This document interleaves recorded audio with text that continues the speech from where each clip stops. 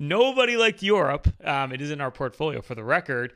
But you couldn't find a strategist on Wall Street that could say anything good about Europe because their economies grow slower.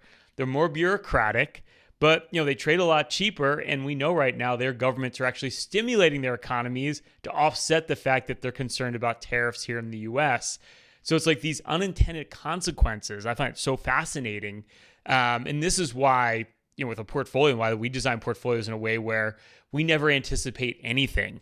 We just always own international because, we don't know the magic day that international is going to do well. We couldn't have predicted it, but it's in our portfolio. Well, it just seems like everybody, our clients included, seem to know what's going to happen in the future except us, which makes our job so hard.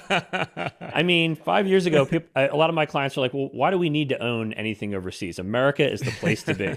And I agree. I mean, I think America is a great place to be, but it's like, why take that chance? Because no one realizes, to your point, that there's these unintended consequences. And especially right now, what's happened is all of these big technology companies have become a really large portion of the S&P 500, right? It's over 30% is just these 7 companies.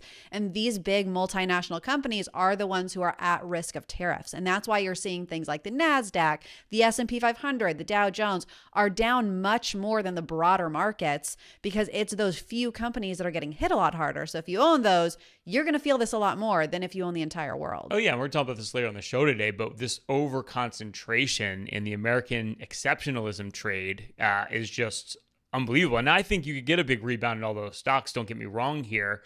But this is why you don't want to put all your eggs in one basket, right? This is like textbook because whatever does the best in an extreme way, typically when it goes the other way, it goes the other way in an extreme way too. Just going back to my favorite line, you live by the sword, you die by the sword. Yeah, but even a simpler way to look at it, you see a lot of folks that obviously get upset when the market swings 5% a day in one direction or the other. Volatility is very unsettling. But, to have all your money all or none in, all or none in the treasury, all or none in the stock market, all or none in the bond market, if you look at it from a valuation standpoint or just an upside potential standpoint, don't have all your money in bonds. I mean, you get a 4%, maybe get 4% in the treasury, right? Treasury yields are coming down.